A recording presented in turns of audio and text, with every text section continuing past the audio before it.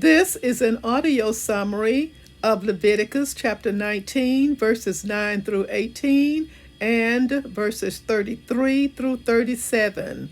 Living as God's Just People, September 17th, 2023, Week 3. A brief summary.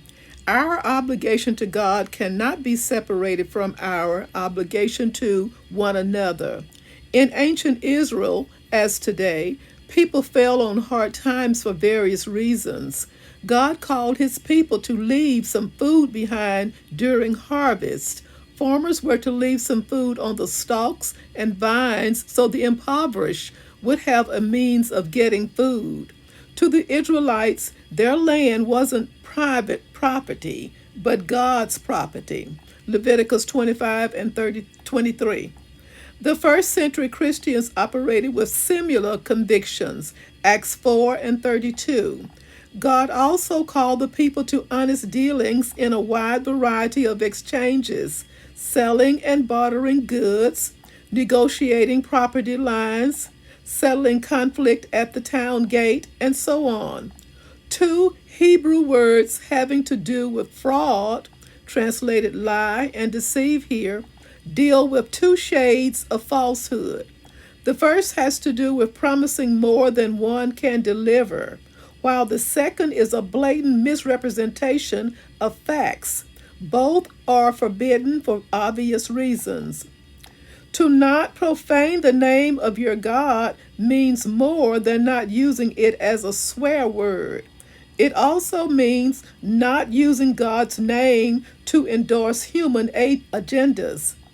God's people must stand out as those who so honor God that we invoked his name only in sincere ways. Workers in the ancient world typically were paid on a daily basis.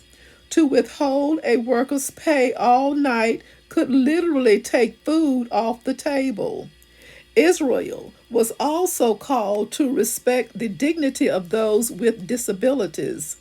A society that shares food generously, speaks truth plainly, honors dignity routinely, and practices justice daily will be a remarkable society. Yet, such a society could still fall short of God's design if his people fail to love one another. This idea is central to the Old Testament law and is still binding on Christians today.